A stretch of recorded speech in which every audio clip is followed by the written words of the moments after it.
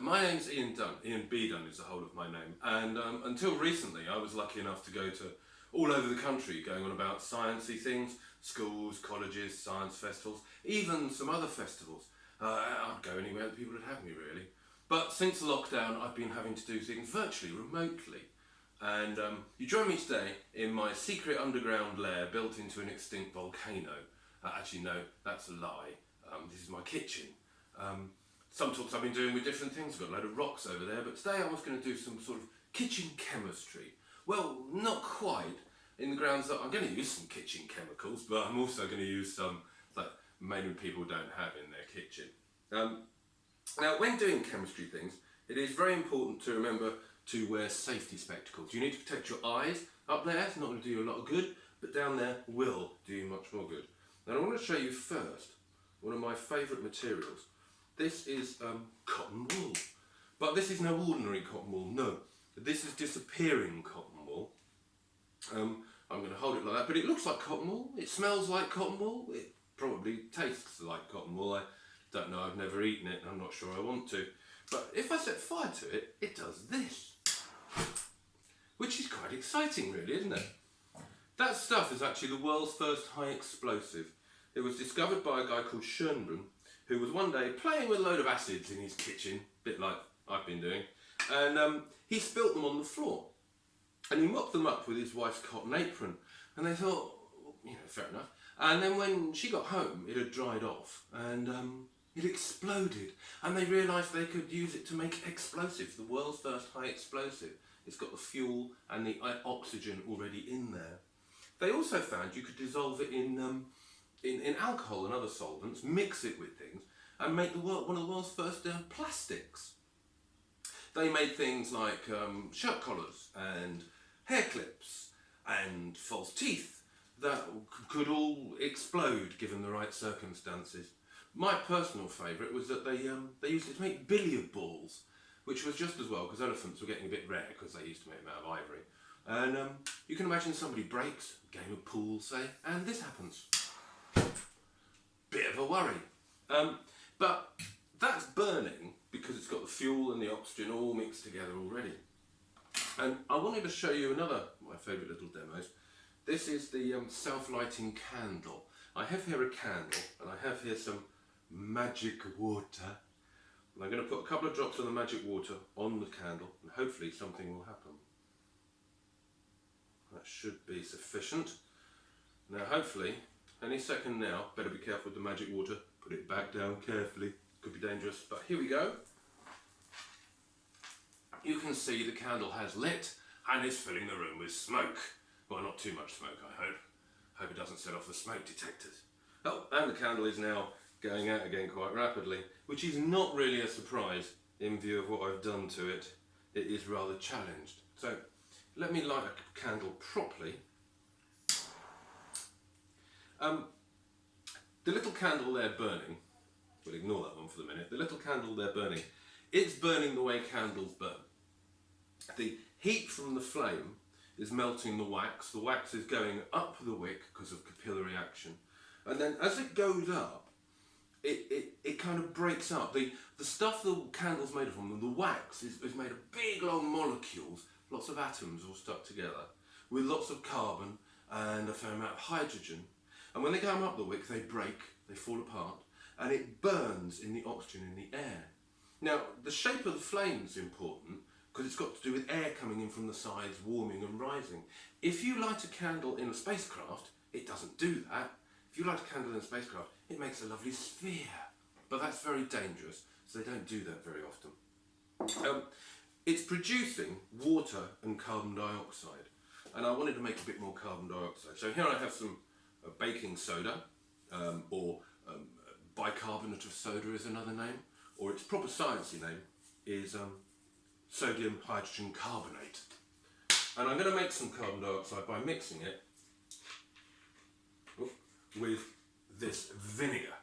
Now, this vinegar, as you can see, it's clear, translucent stuff. This is much stronger than the normal vinegar. It's been distilled. This is to vinegar what gin is to beer. So we bung some of that in there, quite a bit. And you can see hopefully it's fizzing up quite satisfactorily. And it's making loads and loads and loads of carbon dioxide. Alright, let's move that one out of the way. And as it does so, the carbon dioxide is denser than air, it's heavier than air, so it's kind of displacing it now. Now, the guy who discovered carbon dioxide was a guy called Priestley, and he discovered it by, well, he was in a brewery and he noticed a mouse on the floor, and the mouse, it looked like it was dead, so he picked the mouse up, and when he brought it up into the air that he was breathing, it came back alive, and it's because the carbon dioxide had sort of pushed all the air out of the way because it's denser than air. And I'd like to do for you a demonstration they used to do using real mice. Now, I'm not going to do it with mice because that's just cruel. I don't think torturing animals is at all fair. Here I have my candle. The candle is playing the role of little Mousey. So little Mousey's wandering along in the brewery when suddenly he goes in carbon dioxide. Oh no! Mousey's a bit dead. Right, let's relight little Mousey, bring him back to life. So Mousey's alive! Dead! Alive! Ooh, ha! Come back here, you. Oh, you are slippery. What a slippery mouse. Alive! Dead. You get the idea. Now, Priestley called it dephlogisticated air, which is a bit of a long name at the best of times, let's be fair. But he didn't actually call it carbon dioxide. That name was made up by a guy called, a Frenchman called Antoine Lavoisier. And I'd like to make a little bit of oxygen for you if I can. Here I have another beakery thing, and I'm going to put into that some of this liquid here, which I got through the post, like so. And then I'm going to put in a little dollop of this liquid, and hopefully you can see them reacting quite well together, and that's making oxygen. Now, plants normally make oxygen. Most of the oxygen we breathe is produced by plants. They do it by photosynthesis. They take water, carbon dioxide, light from the sun, and they make food and oxygen. If it wasn't for that, you would have nothing to breathe. But you wouldn't be too worried about that either, because you wouldn't have anything to eat really, because you wouldn't have any food. The classic test for oxygen is this. I'm going to light this little piece of wood. There we go. And then I'm going to let it go out. So it's just glowing. That's a bit more. So it's just glowing, like so. Okay? Now, imagine this is you, and that's pure oxygen. Normally, we live in less than a fifth of the air is oxygen, normally. But imagine this is you, and you're wandering around, la la la la la, and you go into the oxygen, and this happens. Ah! You burst into flame, which would be no fun whatsoever. Now, let me put a little bit more in, and we'll do it again. So, here's you wandering around. Here's some oxygen. Ooh. Isn't that lovely? Lovely flame. So, Lavoisier came up with the name oxygen. Priestley kind of discovered it. The problem was neither of them came to particularly happy ends, because Priestley, he lived in England, but he was very much in favour of the French Revolution. And when that happened, he said so, and people attacked his house, and they stole everything they could, and then they basically burnt it down. They broke everything else. That's better than what happened to Lavoisier, though, because he, being in the French Revolution, he actually got his head cut off. Water is made of oxygen and hydrogen, so I'm going to make a little bit of hydrogen now if I can. I've got here a liquid, which I've warmed up, and I've got here a solid. This is a metal, so I'm going to bung some of that in there like that. And hopefully that's going to fizz in quite a satisfying manner. And I'm going to pop that on there, and then I'm going to get this little tube. Now, hydrogen is lighter than air. It floats. So unlike the carbon dioxide, it's filling the tube up. And displacing the air back down. Now the classic test for hydrogen is to set fire to it. It's explosive between about 2% in the air and about 98% in the air. So hopefully this is going to work. I'm just going to, that should be about enough, so let's swap that like that. Now if I put a light to it, hopefully we will hear a satisfying little pop. Not a particularly good one, but we'll have another go. Let's get a bit more in. The other noise you can hear, by the way, I think it's only fair to tell you, is my cat, who's just decided that she's hungry and is going to eat as noisily as she possibly can. Alright, let's try another tube. Hopefully we've got a bit more hydrogen this time. Oh, tiny little pop. Shame that, when I did it earlier it worked perfectly. Alright, I'm going to leave that over there, we might get away with another. Let's move that as well because I don't like the look of it. Carbon dioxide. Carbon dioxide is wonderful stuff, and I thought I'd make a little bit in a way that hopefully will give us a little explosion. Here I have some paper, just kitchen toweling, and in the kitchen toweling I've got a load of baking soda, and I can put that there. Now I'm going to put a load of vinegar into the bottle, into the plastic bag which I have here. This is one of those Ziploc plastic bags, okay? You want it so it's sealed. I'll show you why. So we put some vinegar in. Isn't that a lovely noise? So a bit more. Come on! Plenty of vinegar. You do need plenty of vinegar for this particular demonstration. And a bit more, why not? Now, the reason I have this like this is because hopefully now I can hold the little envelope of baking soda in such a way that I can actually seal the bag before anything happens. And then, once the bag is sealed, I can hopefully drop it in, and all the lovely carbon dioxide it's going to make will stay in the bag. That's the plan. So that looks promising now, that feels sealed. So I'm going to drop it like so. Wiggle it about a bit, make sure that is sealed. Oh yes, we're starting there. You can see it's reacting, it's fizzing quite a lot. Ooh, it's getting quite cold.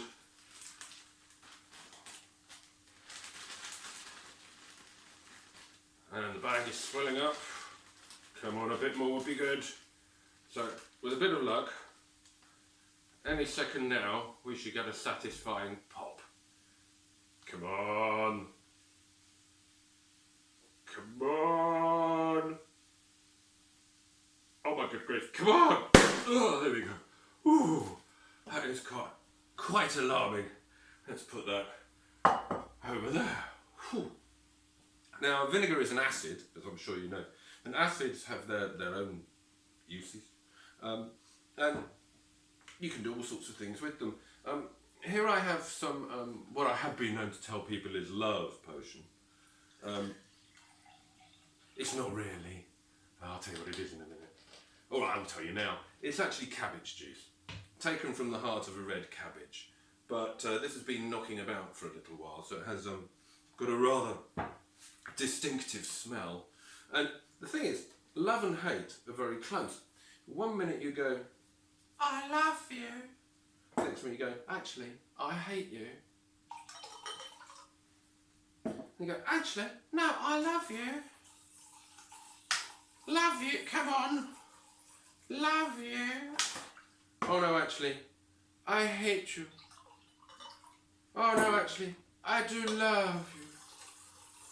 Now that's cause when I pour that stuff in, that one, that's kind of the opposite of acid. And red cabbage juice is what they call an indicator solution. So when it's in acid, it looks like that, and when it's in the opposite, alkaline, it goes green. Personally, I don't think you'd ever get anybody to drink it now though, because it smells of cabbages and vinegar. But I can make it look better by doing this. This is sterilising solution, the last strong chemical you're allowed to buy in the shops. It's meant for keeping babies' bottles clean, but when you have a little baby, never ever ever, doesn't matter how dirty the baby gets, never try and give it a bath in sterilising solution. Because if you do, it'll make it really loud for a little while, and then really quiet forever. This is what it does to cabbage juice. So the earlier reactions were reversible, whereas that is not reversible. It now might look like a wholesome glass of apple juice, but it smells like an overdosed swimming pool. So I'm just going to put that over there. Nasty. Oh, I need a quick drink of water actually. Let's have a drink of water. Ah, but no, I've decided I don't actually want water. I want a nice glass of squash. Oh no, actually, I think I'll have a big glass of squash. Oh no, actually, I think I will just have some water. A little bit there, I'll do. Oh no, I think I need, once again, a bit more vinegar.